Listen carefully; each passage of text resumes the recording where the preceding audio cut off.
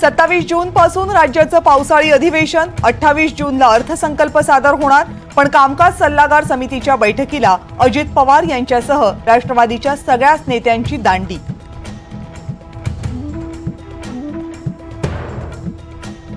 महाविकास आघाडीची उद्या पत्रकार परिषद. विजयानंतर शरद पवार, उद्धव ठाकरे, नाना पटोले एकाच मंचावर एकत्र येणार.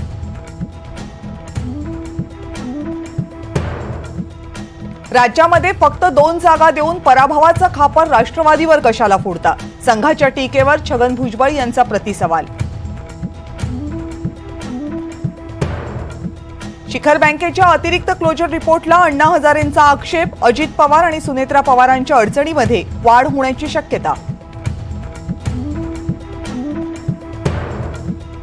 खासदार निलेश लंकेंचा कुख्यात गुंड गजा मारणेकडून सत्कार. लंकेंनी मारणेची भेट घेतल्यानं राजकीय वर्तुळात चर्चा.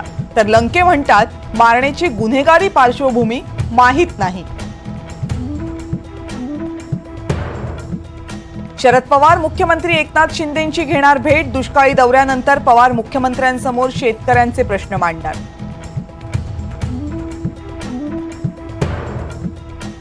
ऐन पावसाळ्याच्या तोंडावर भाज्यांचे भाव वाढले. काही भाज्यांचे भाव दुपटीनं वधारले. काहींच्या किमतीत 30% वाढ.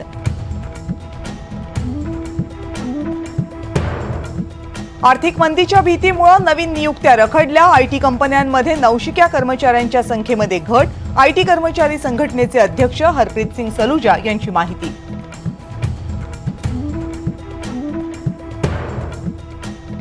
पश्चिम महाराष्ट्र आणि मराठवाड्यात दमदार पावसाची हजेरी. दुष्काळानं ग्रासलेल्या जनतेला पावसाचा दिलासा.